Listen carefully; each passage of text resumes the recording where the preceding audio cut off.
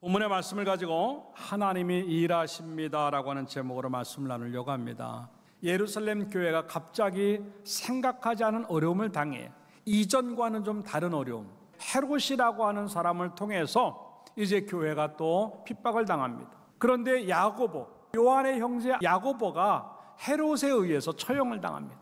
거기에다가 그 사람을 죽이니까 유대인들이 막 환호합니다. 역시 헤롯이야. 역시 헤롯이.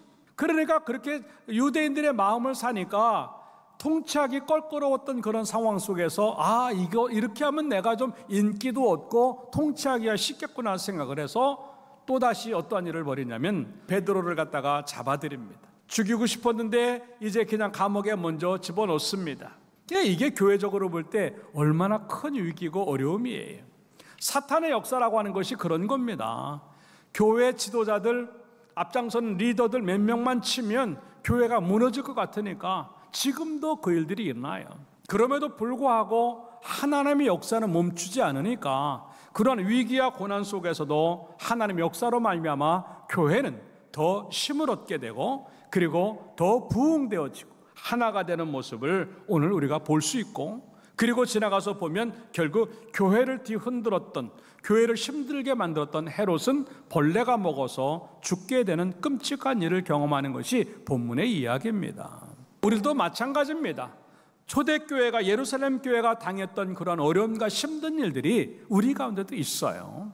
그것이 얼마나 크냐 작으냐의 차이만 있는 것이지 항상 사탄은 이 교회를 무너뜨리려고, 성도의 삶들을 무너뜨리려고 애를 씁니다. 이러할 때 진정으로 믿음 잘 지키고 믿음으로 반응할 때 다른 결과가 온다고 하는 것들을 보여주는 내용이 오늘 본문의 이야기인데요. 그 모든 것 속에 뭐가 존재하느냐면 하나님의 일하심이 존재하고 있다고 하는 거예요. 그것이 뭔가 하는 것들을 우리 몇 가지로 생각해 보면서 함께 은혜를 나누는 거죠. 따라서 합시다. 고난이 오면 전부를 수용해야 한다.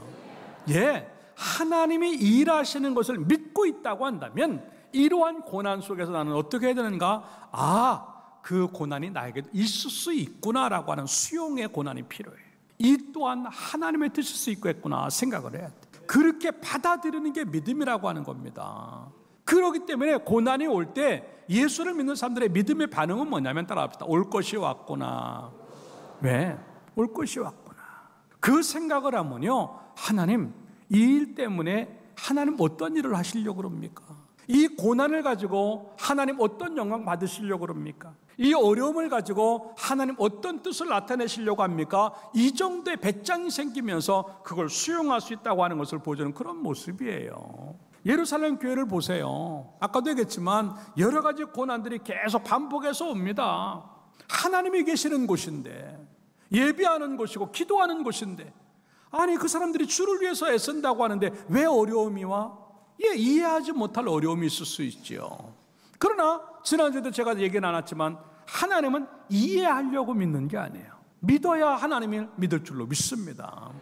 이해 못할 일들이 많이 우리에게 들어오고 있지만도 그래도 하나님은 이걸 통해서 무엇을 하실까? 결론적으로 가면 결국 예루살렘 교회는 더 힘을 얻고 하나가 되어 기도하게 되고 더 부흥하는 또 하나의 촉진자가 되었지만, 이런 모습들을 우리가 볼 때 우리들에게 주어진 여러 가지 환난들, 어려움들이 와도 이해하지 못할 상황이라 할지라도 다 뜻이 계시겠지 하고 그것들 받아들임으로 말미암아 하나님의 일하심을 그 고난의 현장에서 눈으로 확인하기를 주님의 이름으로 축원합니다. 그래서 야고보서 1장 2절에 이렇게 말하고 있습니다. 내 형제들아, 너희가 여러 가지 시험을 당하거든. 시험도 여러 가지를 당하는 겁니다. 한 가지만 오면 도는데 두 가지, 세 가지가 겹칠 때도 있고요. 또 이것들이 반복이 될 때도 있고요. 여러 가지 시험이 우리에게 있을 수 있다고 하는 겁니다. 그럴 때 우리는 어떻게 되느냐? 온전히 기쁘게 여겨라. 이게 쉽지 않아요. 누구나 다 충격 먹고요. 어려운 거예요. 그런데도 불구하고 순간적인 충격이 온다 할지라도 그래, 정신 차려야지.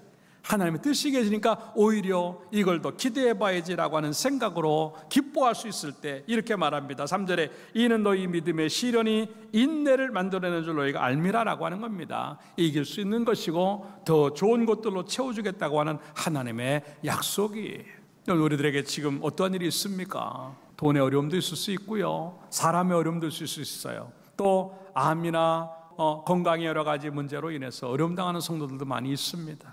그 어려움과 힘든 그 고난의 현장에 지금 하나님이 일하고 계신 줄로 믿고 오히려 여유와 배짱을 가지고 그래 올 것이 왔구나라고 생각을 하고 잘 감당하기를 주님의 이름으로 축원합니다. 지금 고난의 현장 앞에서도 원수의 목전에서라도 하나님 말씀 들이대고 배짱의 믿음을 가지고 멋있게 상대할 수 있을 때 시험은 물러갈 줄로 믿습니다. 그 이야기가 다니엘 3장 16절부터 나오는 이야기입니다. 사드락, 메삭, 아벳느고라고 하는 다니엘의 세 친구의 이야기입니다. 세오는 신상 앞에 절을 하지 않는다고 하는 이유 하나 때문에 풀문불 속으로 들어갑니다. 들어가면 죽는 것이지요. 느부갓네살 왕이 회유합니다. 아이고 그냥 모른 척하고 인사 한번 하고 절 한번 하면 되지 뭘 그걸 그렇게 믿음 지키느라고 풀문불 속까지 들어가. 그랬대. 이 세 친구가 느부갓네살 왕에게 뭐라고 말합니까? 왕이요, 이런 일에 대해서 나는 말할 필요가 없습니다. 무슨 말을 해도 상관없이 나는 그냥 내 믿음 지킬 겁니다. 이게 보통 믿음 아닙니다. 이 믿음의 고집이, 이런 거룩한 고집이 이 정도는 돼야 살아요. 그 순간에 어쩔 수 없는 상황 속에 이제 들어가게 되는데, 그 다음에 뭐라고 말을 하냐면 17절에 왕이요, 우리가 섬기는 하나님이 계시다면 우리를 맹렬히 타는 불문불 가운데서 능히 건져내실 거고 또 왕의 손에서도 건져내실 겁니다. 그러나 그렇게 하지 아니하실지라도 왕이 우리는 그렇게 안 할 겁니다라고 하는 얘기를 해요. 야, 진짜 고집불통이지요. 그럴 때 어쩔 수 없으니까 풀무불 속으로 집어넣습니다. 그런데 가만히 지나고 보니까 3명을 집어넣는 4명이 왔다 갔다 하는 거예요. 네, 누구예요? 하나님의 사자가 그들을 보호하시는 거예요. 저게 뭐냐? 우리 3명 집어넣지 않았어? 근데 왜 저 풀무불 속에서 4명이나 있어? 데리고 나와보라 그랬어. 나와보니까 3명이 나오는데 그 펄펄 끓는 풀무불 속에 집어넣는데도 불구하고 머리털럭 하나 거슬리지 않았고 몸에서 불타는 냄새 하나 없었다. 깨끗한 모양으로 나왔다. 말도 안 돼요. 예, 그게 하나님의 일하심이에요. 불 속에라도 들어가서 하나님의 백성들을 보호하시는 하나님의 일하심이 거기에 있기 때문에 머리털락 하나 상하지 아니하고 나오게 되는 줄로 믿습니다. 그 이야기가 이 사람들의 이야기가 아니에요. 바로 우리들의 이야기입니다. 하나님은 우리의 풀과 같이 맹렬한 이 시험거리 안에서도, 이러한 고난의 현장에서라도 하나님은 지금 일하심으로 말미암아 우리가 살아날 줄로 믿고 오히려 이 고난 속에서 여유와 힘을 얻는 역사가 주어지기를 주님의 이름으로 축원합니다. 이러한 여유가 베드로에게도 똑같이 있었던 겁니다. 이 베드로를 잡아서 감옥에 집어넣습니다. 4명의 군사가 지키고 감옥문은 완전히 닫혀 있습니다. 이 정도면은 끝난 겁니다. 날 새면 죽을 수밖에 없는 상황이 오는지도 몰라요. 그런데 이 베드로는 잠을 쿨쿨 자고 있습니다. 어느 정도로 잠이 깊어들었느냐면 이 주의 사자가 와가지고 깨는데도 못 일어날 정도로 그렇게 잠이 깊이 들어있어요. 그게 오늘 본문의 7절의 말씀입니다. 호련에 주의 사자가 나타나며 옥중에 광채가 빛나며 또 베드로 옆구리를 쳐 깨워 이르되 급히 일어나라라고 하는 겁니다. 네, 어떻게 이렇게 깊은 잠을 잘 수 있을까? 내일 죽을지도 모르는데 지금 끔찍한 상황인데, 이게 바로 믿음의 여유예요. 비록 감옥에 들어갔다 할지라도 나는 감옥에 있는 것이 아니라 하나님 품 안에 있다고 생각하니까 어떠한 일이 있어도 잠 잘 자고 잘 먹고 평안히 그곳에서 견딜 수 있는 줄로 믿습니다. 이게 바로 하나님의 일하심을 보는 사람들의 특징이에요. 내가 믿는 하나님이 그런 하나님인데 불같은 시험? 그건 언제든지 있는 거예요. 그거 언제든지 있기 때문에 이상하게 생각하지 마세요. 그냥 올 것이 왔구나 생각을 하고 그래 믿음으로 반응하면 되지 라고 하는 그런 생각 속에 하나님의 일하심을 경험하는 여러분들이 되어서 그 고난마저도 하나님의 영광만 나타나기를 주님의 이름으로 축원합니다. 세상적인 조건 때문에 죽지 않아요. 진짜 죽는 건 믿음을 잃어버리기 때문에 죽는 거예요. 어떠한 일이 있어도 내 믿음 지키면 이기고 남을 줄로 믿습니다.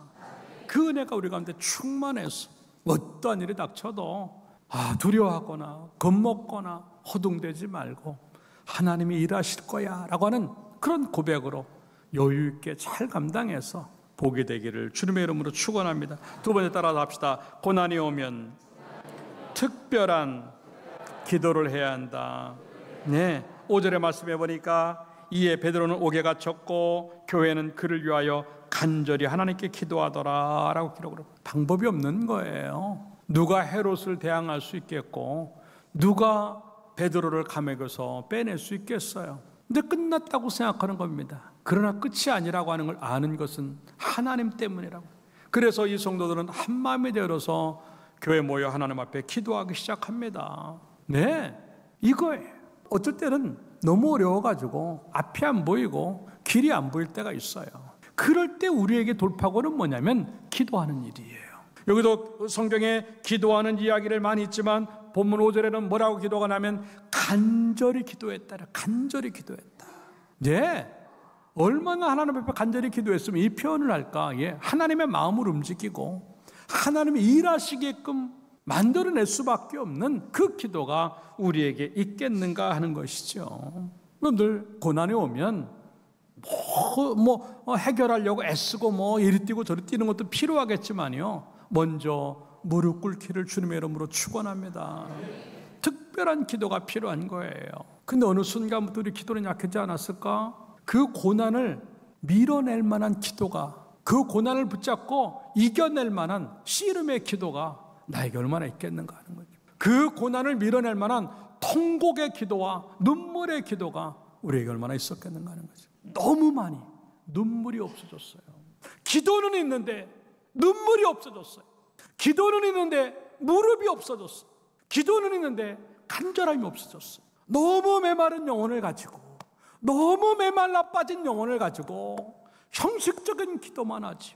자, 여러분들 또다시 기도하기를 주님의 이름으로 축원합니다. 이거는 일을 많이 하는 것보다도, 헌금을 많이 하는 것보다도 훨씬 훌륭한 일을 하는 거라고 믿고 기도 많이 하는 교회가 되기를 주님의 이름으로 축원합니다. 이런 교회가 되어져서 기도 많이 함으로 말미암아 시험거리 없고 어려움이 없는 교회, 설사 그런 일이 들어온다 할지라도 더 은혜롭게 되고 더 복되게 만드는 그런 교회가 되기를 주님의 이름으로 축원합니다. 문제는요, 다 함께 기도했는데 어떤 사람은 자기 기도를 자기가 못 믿어요. 본문 13절에 가서 보니까 베드로가 문을 두들려요. 풀려나서. 이게 누가 풀어준 게 아니라 하나님이 풀어내셔서 이제 와서 대문을 두드리는데 로데라고 하는 아이가 나와서 보니까 베드로네, 빨리 문 열어줘야죠. 왜? 또 잡혀갈지 모르니까. 근데 너무 반가우니까 문도 안 열어주고 들어가요. 들어가서 막 사람들한테, 기도하는 사람들한테 베드로가 왔다고. 그랬더니 그 사람들이 뭐라 그래요? 내가 미쳤다. 아니, 자기네가 지금 베드로 풀어나기 위해서 기도해놓고 베드로가 막상 풀려나니까 미쳤다고? 이게 뭐예요? 예, 자기 기도를 자기가 못 믿어요. 왜? 하나님을 안 믿으니까. 하나님을 믿는 기도를 못하니까 자기 기도가 응답되어도 못 믿어요. 이게 이 사람들 얘기, 우리 얘기예요. 기도해놓고도 해결되어지면 하나님이 하셨다고 얘기 안 해. 아유, 이번에 운이 좋아서, 이번에 재수가 좋아서, 내가 수완이 좀 있지, 내가 인맥이 좀 있지, 내가 백 좀 있지, 내가 이번에 좀 돈 좀 썼어. 다 자기가 잘해서 해결된 것처럼. 왜? 하나님을 안 믿으니까 기도의 응답이라고 생각하지 않아. 이 사람들도 마찬가지예요. 너 미쳤어. 혹시 베드로를 봤다면 너 천살 본 거지. 네, 이런 일들이 우리에게 너무 많아요. 그런데도 불구하고 왜 하나님이 베드로를 풀어주셨을까? 예, 그 중에 누군가는 진실한 기도한 사람이 있는 거예요. 그 중에 누군가는 정말 간절한 기도가 있었기 때문에 하나님이 일하신 줄로 믿습니다.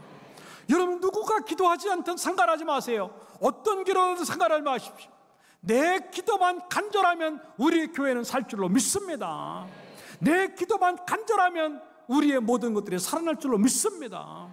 하나님을 믿는 기도, 그 기도가 간절한 기도고, 그 기도가 하나님의 일하심을 통해서 응답이 오는 줄로 믿고, 그 기도가 있기를 주님의 이름으로 축원합니다. 기도할 줄 몰라도 괜찮아요. 많은 말 하지 않아도 좋아요. 여러분 답답하면 말도 안 나오잖아요. 하나님, 날 좀 도와주세요. 하나님, 나 기도할 줄도 모르지만 주님이 필요합니다. 그 기도에 응답하실 줄로 믿습니다. 그렇게 살아있는 기도가 옥문을 여는 것이고, 그렇게 기도하는 그 간절함이 이 묶인 것들을 풀어내는 기도라고 하는 것들을 생각을 하고, 그러한 기도가 우리에게 주어짐으로 말미암아 하나님의 일하심을 현장에서 보기를 주님의 이름으로 축원합니다. 마지막 세 번째 따라합시다. 고난이 오면 새로운 은혜를 기대해야 한다.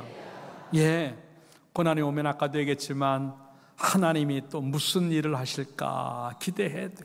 이 어려움을 통해서 하나님이 또 무슨 축복을 주실까, 욥과 같이 갑절의 복을 주실까, 그 고난의 현장에 있었던 사람들처럼 기적을 주실까, 그러면서 그런 기대감을, 하나님 어떠한 일이 있어도 좋으니까 이 고난을 통해서 간증하게 하옵소서. 따라잡다. 하나님 간증하게 하옵소서. 믿습니까? 어려움이 있어도 하나님 간증할 수 있는 마음, 그리고 그 어려움이 있어도 하나님을 간증할 수 있는 결과, 이거면 10번 100번도 하지요. 네, 여러분들 그런 은혜가 있길 주님의 이름으로 축원합니다.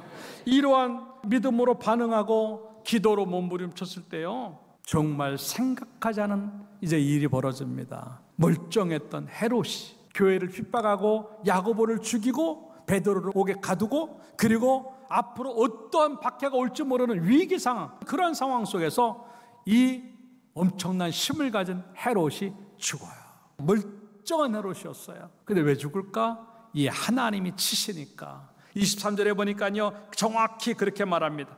헤롯이 영광을 하나님께 돌리지 아니하므로. 예, 이게 문제예요. 주의 사자가 친히 심판하고 벌 내리는 거죠. 하나님이 치시는 거예요. 친히 벌레에게 먹혀 죽으니라 라고 기록을 하고 있어요. 이겁니다. 얼마나 끔찍한 일이 벌어졌어요. 하나님의 교회를 흔들고 주의 종들을 죽이고, 그리고 교회를 어지럽힌다? 하나님은 그걸 가만 계시지 않죠. 그 이야기가 가룟 유다 이야기예요. 주님을 배신했다. 간단한 문제 같았지만 그의 말로는 비참했잖아요. 사도행전 1장 18절의 말씀에 보니까 이렇게 말합니다. 이 가룟 유다는 몸이 곤두박질하여 배가 터져 창자가 다 흘러나온지라. 얼마나 끔찍한 죽음인가 하는 거죠. 하나님은 은혜 하나님이시고 자비롭고 사랑이 많으신 하나님이지만 때로는요, 엄하실 때가 있단 말입니다. 우리 성도들 가운데는 이러한 일이 없기를 주님의 이름으로 축원합니다. 교회를 세우는 사람들, 목회자에게 힘이 되는 성도들이 되기를 주님의 이름으로 축원합니다. 그러면서 23절에 이제 벌레 먹어서 죽는데 24절에는 이렇게 말합니다. 따라합니다. 하나님의 말씀은 흥황하여 더하니라. 예, 이 헤롯은 죽었지만 하나님의 말씀은 더 흥황해져 가는 이 상황을 좀 우리가 보고 있다고 하는 것이지요. 헤롯은 죽었지만 하나님은 죽지 않습니다. 헤롯은 죽었지만 교회는 죽지 않아요. 가룟 유다는 죽었지만 교회는 죽지 않고 예수 그리스도는 살아나시는 줄로 믿습니다. 하나님의 교회를 뒤흔든 자는 죽었지만 하나님의 일하심은 영원한 줄로 믿습니다. 이게 하나님입니다. 그렇기 때문에 걱정하지 말고 두려워하지 마세요. 절대로 하나님의 교회는 무너지지 아니하고, 절대로 주의 종은 무너지지 아니하고, 절대로 성도들은 무너지지 않아요. 말씀 붙잡고 기도하고 본질 붙잡고 가면요, 하나님의 일하심으로 말미암아 해하는 사람들을 제거하시고 교회를 더 크게 하시고 복되게 하실 줄로 믿습니다. 이러한 기대감을 가지고 가는 것이 고난 중에 믿음으로 반응하는 사람들의 참모습이요, 하나님의 일하심을 기대하는 사람들의 참모습이라고 하는 겁니다. 베드로전서 4장 12절에 그래서 뭐라고 말을 하고 있냐면, 사랑하는 자들아 너희를 연단하려고 오는 불시험을 이상한 일 당하는 것 같이 이상히 여기지 말라는. 불시험이 와도 이상히 여기지 마라. 너희 연단하시려고 하나님이 그렇게 하시는 거다. 그러면서 13절에는요, 너희가 그리스도의 고난에 참여하는 것으로 즐거워하라. 이는 그의 영광을 나타내실 때 너희로 즐거워하고 기뻐하게 하려 함이라 라고 기록을 하고 있어요. 여러분들 고난 끝에 기쁨이 주어지고 즐거움이 주어지기를 주님의 이름으로 축원합니다. 그런데 고난도 자기 잘못으로는 고난은요, 문제가 있어요. 성경 이제 베드로전서 4장 14절의 말씀에 보니까 하나님 때문에 욕을 당하면 복 있는 사람이, 그런데 15절에 가서 보니까 너희 중에 누구든지 살인이나 도적질이나 악행이나 남의 일을 간섭하는 자로 고난을 받으면 이건 부끄러운 것이라고. 결론적으로 말씀을 드립니다. 우리 가운데 어떤 고난이 있습니까?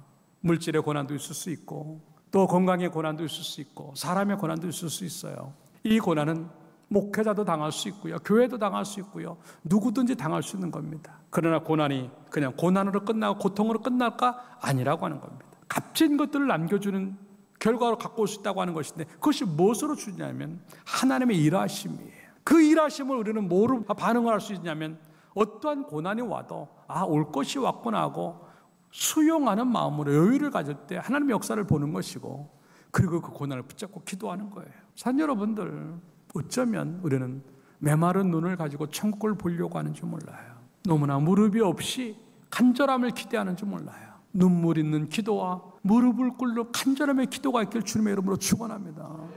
그리고 어려움이 올 때 하나님이 어떠한 간증거리를 주실까? 네, 이 기대감을 가지고 갈 때 하나님의 역사는 우리에게 크게 나타나는 줄로 믿고 상상할 수 없는 축복과 상상할 수 없는 기적을 경험하기를 주님의 이름으로 축원합니다. 이러한 교회가 돼요. 이러한 성도가 돼요.